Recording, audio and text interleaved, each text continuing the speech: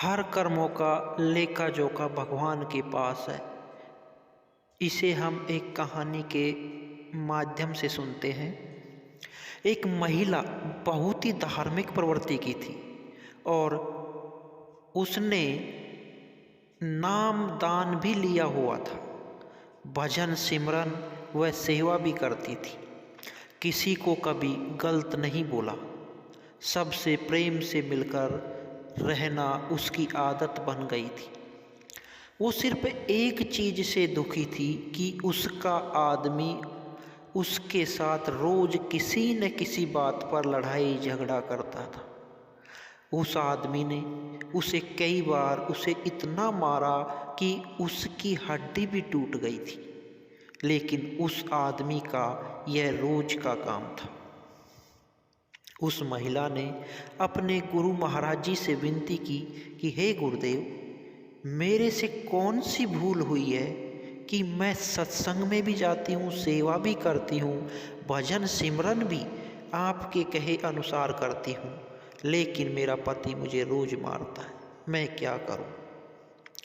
गुरु महाराज जी ने कहा, क्या वो तुझे रोटी देता है? महिला ने कहा, हाँ जी, रोटी तो देता है। गुरु महाराज जी ने कहा, फिर ठीक है, कोई बात नहीं। उस महिला ने सोचा कि अब शायद गुरुजी को कोई दया हो जाए और वो उसी को मारना पीटना छोड़ दे, परंतु ऐसा कुछ नहीं हुआ। उसकी तो आदत ही बन गई थी कि रोज अपनी पत्नी की पिटाई करना। समय के साथ कुछ साल और निकल गए।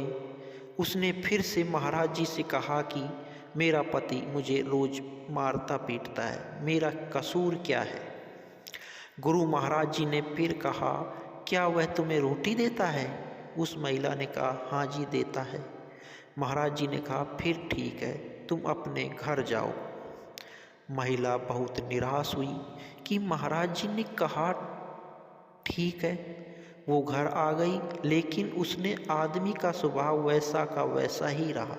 रोज उसने लड़ाई झगड़ा करना। अब वो महिला बहुत तंग आ गई थी। कुछ 1 साल गुजरा, फिर महाराज जी के पास गई और बोली, वो मुझे अभी भी मारता है, मेरे हाथ की हड्डी भी टूट गई, मेरा कसूर क्या है? मैं सेवा भी करती हूँ, सिमरन भी करती हूँ, फिर भी मुझे ज़िंदगी में सुख शांति क्यों नहीं मिल रही? गुरु महाराज जी ने फिर कहा, वो तुझे रोटी देता है? उसने कहा, हाँ जी, देता है। महाराज जी ने कहा, फिर ठीक है। परंतु एक बार वह महिला ज़ोर ज़ोर से रोने लगी और बोली कि महाराज जी, मुझे मेरा कसूर तो बताओ। मैंने कभी किसी का बुरा नहीं किया, फिर मेरे साथ ऐसा बर्ताव क्यों हो रहा है? महाराज जी कुछ देर शांत रहे, फिर बोले, बेटी, तुम्हारा पति पिछले जन्म में तुम्हारा बेटा था और तुम उसकी सौतेली माँ थी। तुम रोज उसको सुबह शाम मारती थी, उसी को कई कई दिन तक खाना नहीं देती थी। भगवान का शुक्र मना कि इस जन्म में वो तुझे रोटी तो दे रहा है। ये बात सुनकर महिला एकदम चुप हो गई।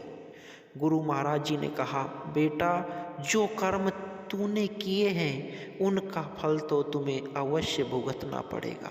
फिर उस महिला ने कभी महाराज जी से शिकायत नहीं की, क्योंकि वो अब सच को जान गई थी। इसलिए हमें भी कभी किसी का बुरा नहीं करना चाहिए, सबसे प्रेम और शालीनता के साथ रहना चाहिए। हमारी ज़िंदगी में जो कुछ भी हो रहा है वह सब हमारे कर्मों का लेखा जोखा है, जिसका हिसाब किताब तो हमें देना ही पड़ेगा। जय श्री राम।